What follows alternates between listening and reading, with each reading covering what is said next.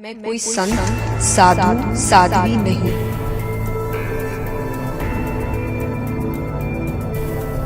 कोई customise bag है। Customise का मतलब कि आप अपनी मर्जी से बनवाते हैं, इसलिए मेरा नाम तक लिखा हुआ है उसमें।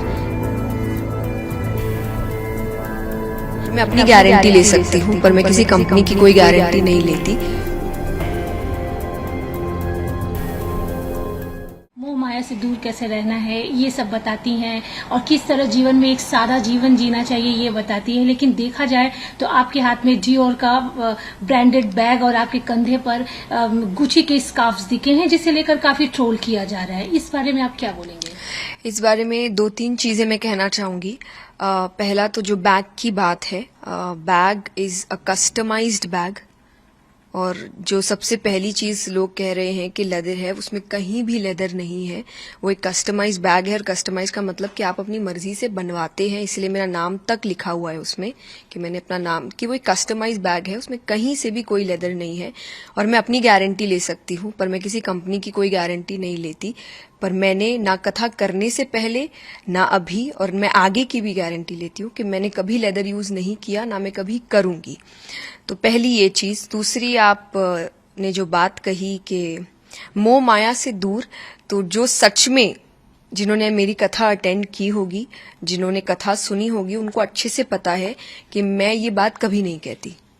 मैं हमेशा एक बात कहती हूँ, और मैं आपको वो वीडियो भी जरूर दूंगी जो आप इसके साथ अटैच कर दीजिएगा, कि मैं कथा में कहती हूँ कि मैं आपसे कभी नहीं कह रही कि आप पैसे मत कमाइए, अरे सब मोह माया है, सब त्याग दो। हमने नहीं त्यागा तो हम आपको कैसे बोले?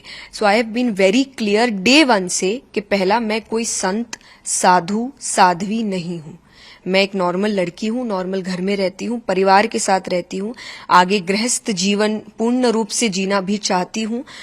परिवार है, दोस्त है, रिश्तेदार है, जब खुशखबरी आती है तो हम सेलिब्रेट करते हैं, एंजॉय भी करते हैं, परिवार के साथ बाहर घूमने भी जाते हैं, यानी एक नॉर्मल लाइफ जीते हैं। और ये मैंने हमेशा से क्लियर रखा है। मैंने कभी नहीं बोला मैं साधु या संत साध्वी हूं, या मैंने वैराग्य ले लिया है, या किसी को लेना चाहिए।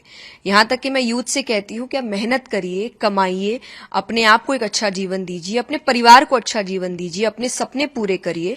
तो जिन्होंने सुना होगा उनको पता है कि मैंने ये बात बोली नहीं, तो शायद मेरा जीवन कोई शौक नहीं है कि अरे इन्होंने ऐसा क्यों कहा, हमें तो त्यागने को कहती है। मैंने किसी को त्यागने को नहीं कहा। आप जैसे ऑलवेज देखा गया कि अब मेटेरियलिज्म्स की बात करती है, लेकिन एक ब्रांड को यूज करना, अलग अलग ब्रांड को यूज करना, जो कि ट्रोलर्स भी आपने देखा ही होगा सोशल मीडिया पे किस तरह से बोल रहे हैं। तो क्या ऐसा है कि आप वाकई ही ब्रांड्स यूज करते हो? कोई ब्रांड्स देख के यूज नहीं करता। आप कहीं जाते हैं, आपको कुछ पसंद आता है, आप वो खरीदना चाहते हैं। आप अगर आज कई यूथ को देखेंगे, कुछ कहते हैं अरे मुझे वो जूता खरीदना है, मुझे बड़ा पसंद आया था, मुझे ये कपड़ा खरीदना है, मुझे बड़ा पसंद आया था। अगेन आई विल से, मैंने जैसा कहा, मैं भी आप जैसी ही हूं कि अगर मैं कुछ काम कर रही हूँ और उसके बदले मुझे अगर कभी कोई चीज अच्छी लग जा रही है, हाँ मेरे कुछ प्रिंसिपल्स है जिसमें से एक ये है कि मैं लेदर यूज नहीं करती, कभी नहीं किया, तो मेरे कोई सामान में है भी नहीं। लेकिन अगर मुझे कोई चीज पसंद आई है तो मैं उसको खरीदती हूँ। अगर मुझे लग रहा है कि मैं खरीद सकती हूँ तो मैं जरूर उसे, और मेरे लिए नहीं, अपने परिवार के लिए भी, अपने दोस्तों के लिए भी। अगेन आई विल से, जो मैंने आपको भी कहा कि मेहनत करिए, कमाइए, ताकि अपने परिवार को, अपने आसपास वालों को और खुद को एक अच्छा आरामदायक जीवन दे सके। लेकिन उसके साथ मेरा कनेक्शन हमेशा एक चीज से रहा, क्योंकि व्हाट आई हैव लर्न, जब गीता जी की भी हम बात करते हैं कि दुनिया का सबसे बड़ा आध्यात्मिक ज्ञान है भगवद गीता, पर दिया उस व्यक्ति को जा रहा है जो आगे जाके राजा बनेगा। भगवान ने अर्जुन से नहीं कहा था कि वो अपना ऐश्वर्य त्याग दे, वो जंगल चले जाए, वो वैराग्य ले ले। भगवान ने कहीं भी नहीं कहा। भगवान ने कहा अपना कर्म करते रहो। अब एक राजा है, क्या वो सोने के जेवर नहीं पहनते थे? क्या वो मुकुट नहीं पहनते थे? पर स्पिरिचुअलिटी, आध्यात्मिकता का असली अर्थ है कि आप चीजें खरीद सकते हैं, चीजें आपको ना खरीदे। वो लिमिट, वो बाउंड्री आध्यात्मिकता ने मुझे हमेशा दी है कि चीजें मुझे उतना परेशान ना करे, चीजें मुझे ना खरीद ले, परिस्थितियां खुशी या दुख ना तय करे। मैं जब कुछ नहीं था तब भी हम इतने ही खुश थे, और जब भगवान की कृपा से कुछ चीजें हैं तब भी हम उतने ही खुश है। चीजों से खुशी नहीं आती, पर एक आरामदायक जीवन आता है, जो सीख मैं आपको कथा में देती हूं। तो अगर रियल में आप मेरी बात सुन के कहेंगे कि अरे ये हमें ये कहते, तो मैंने तो आपको मेहनत करने और पैसे कमाने कहा है, तो प्लीज आप वो करिए, rather than just trolling someone else. जैसे अगर अभी आपने ट्रोलिंग की बात की, तो वो ब्रांडेड बैग आपने कहा कि उसमें कहीं भी लेदर नहीं जी है, नहीं। लेकिन ट्रोलिंग शुरू हुई है जी। क्योंकि उसमें एक ब्रांड का नाम दिखाई दे। मुझे देखिए, मुझे नहीं पता ये, क्योंकि ये बैग बहुत सालों से है मेरे पास, अभी नहीं है। सो मुझे नहीं लगता कि ये अभी की कोई बात है। Whether it is some agenda, whether it is some paid PR, negative publicity, कौन कर रहा है, क्यों कर रहा है, मुझे नहीं पता, क्योंकि ये बहुत पहले से है, बहुत पहले से। और यहाँ तक कि ऐसा नहीं पहली बार दिखा है, मैंने कई बार खुद पिक्चर्स अपलोड की। जब मैं एयरपोर्ट पे होती हूँ तो आप कई बार अपलोड करते हैं कि अरे फ्लाइट लेट हो गई, तो आप अपने लगेज का ही फोटो अपलोड करते हैं, खुद का मैंने बहुत बार किया है। तो मुझे ऐसा लग रहा है कभी ये बात नहीं उठी, पर आज अचानक से ये बात उठना और एक ही बात पे बार बार जोर देना, जबकि एक स्टोरी पे भी आई हैव ऑलवेज क्लैरिफाइड कि नहीं है। लेकिन बस यही बात है कि ये वीडियो भी और वो स्टोरी भी सिर्फ उन लोगों के लिए है जो मुझे जानते हैं, जो मुझे पसंद करते हैं, जो शायद मुझ पे थोड़ा भरोसा करते हैं और जो शायद अभी मेरे बदले पे काफी बातें इंटरनेट पे कर भी रहे हैं। तो सिर्फ उनके लिए, ताकि उनको एक विश्वास आ सके कि हाँ, हम जिस पर विश्वास करते हैं वो सही है। बाकी उनके लिए नहीं जो मुझे नहीं समझना चाहते या मुझे नहीं पसंद करते, क्योंकि जो नहीं समझना चाहते, नहीं पसंद करते, आप उनको कितना भी कह लीजिए वो नहीं पसंद करेंगे। तो मैं जबरदस्ती नहीं कर सकती, पर ये वीडियो सिर्फ उनके लिए जो प्यार करते हैं मुझसे, कि मैं आपको धोखा नहीं दूंगी। मैंने 22 साल पहले कार्य शुरू किया था। मैं इतनी बेवकूफ नहीं हूं कि मैं उस 22 साल की तपस्या, भक्ति को ऐसे जाया जाने दूंगी। तो कथा करने से पहले भी मैंने ऐसी चीजें यूज नहीं की थी, कथा करते वक्त भी, और आगे की अपनी तो गारंटी दे सकती हूं कि मैं नहीं करूंगी। So it is purely a customised fabric based bag. बस अब धन की बात तो मैंने जब क्लियर कर ही दिया है कि मैं साध्वी, संत, साधु नहीं हूं, तो आप क्यों मुझे उस पेडेस्टल पे बैठाएंगे कि अरे आप तो संत हैं। मैं नहीं हूं संत। मैं आप जैसी बच्ची हूं, जैसे आपके घर के बच्चे हैं, बिल्कुल वैसी हूं, परिवार के साथ रहती हूं। So I think it's high time कि, और ये मैंने बहुत इंटरव्यूज में कंटिन्यूसली बोला है, तो जिनको समझना होगा वो समझ जाएंगे, और नहीं तो आप कितनों को बार बार सफाई देंगे।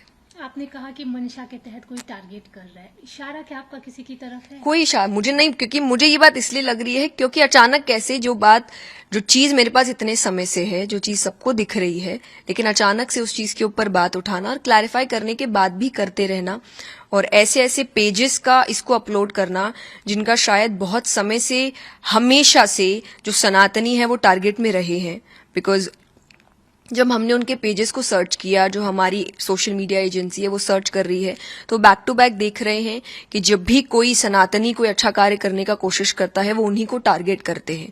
वो जानबूझ के ऐसी चीजें उठा के लाते हैं जो उनके काम से जुड़ी नहीं है, कि वो क्या बोलते हैं, वो कितने लोगों तक अपनी बात पहुंचाते हैं, भगवान की बात पहुंचाते हैं, वो उनका क्वेश्चनिंग नहीं है। पर पर्सनल लाइफ में क्या है वो ज्यादा उनका क्वेश्चनिंग होता है, और सिर्फ मेरा नहीं, जो भी सनातन धर्म को अच्छा काम करने की कोशिश कर रहे हैं। सो इन्यूमरस पेजेस हैव अपलोडेड जिनका कोई लेना देना नहीं है स्पिरिचुअलिटी से, they have uploaded things on spirituality, जिनका इनसे पहले शायद अगर पोस्ट देखा जाए तो आई वुड से ऐसे पोस्ट हैं जो सोसाइटी को एक्चुअली खराब करने का काम करते हैं। पर अचानक से now they have changed and उनको सोसाइटी बेहतर करने पर काम करना है। सो अगेन इसीलिए मैंने कहा कि मैं उन लोगों को नहीं समझा सकती, और उनके लिए ये वीडियो है भी नहीं। ये सिर्फ उनके लिए है जो समझना चाहते हैं, ये उनके लिए है जो मुझे प्यार करते हैं, जो मुझ पे विश्वास करते हैं। तो आप विश्वास करिए, मैंने आपका विश्वास नहीं तोड़ा है। अब मैम आपके लिए एक ये भी बोला जा रहा है कि आपने एयरपोर्ट रिलेटेड एक वीडियो था जो कि अपलोड करके फिर उसको डिलीट कर दिया। नहीं जी नहीं, मैंने पहली बात तो खुद डिलीट क्यों करूंगी, मैंने अपलोड ही नहीं किया था। तो हम चंडीगढ़ में थे, बीपराग जी ने, एक बहुत अच्छे कथाकार है इंद्रेश जी, उनकी कथा कराई थी और हमें निमंत्रण भेजा था कि हम भी उस कथा में एक हिस्सा बने, और मैं उसी कथा को सुनने के लिए गई हुई थी।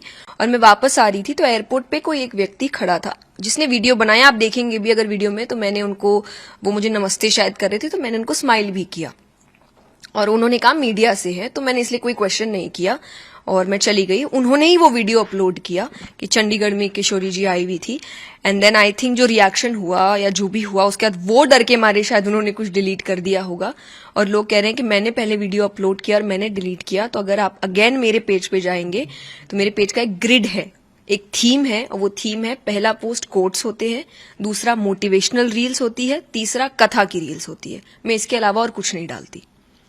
तो मैं ऐसी चीज कभी नहीं डालती, जो मैंने डाला नहीं मैं वो डिलीट क्यों करूंगी। तो आप अगर ये भी सोच रहे हैं कि ठीक है हम आपकी सारी बात मान जाते हैं लेकिन आपने डिलीट क्यों किया, तो ये मैंने वो वीडियो कभी अपलोड नहीं किया। आई डोंट नो वो कौन सा मीडिया हाउस है जो उस दिन एयरपोर्ट पे था, पर एक ही व्यक्ति था जिसने वो वीडियो बनाया था ये कहकर के हम मीडिया से है, तो उन्होंने ही डाला और उन्होंने ही अपलोड किया, नहीं किया, डिलीट किया, आई हैव जीरो आइडिया, पर मैंने नहीं किया।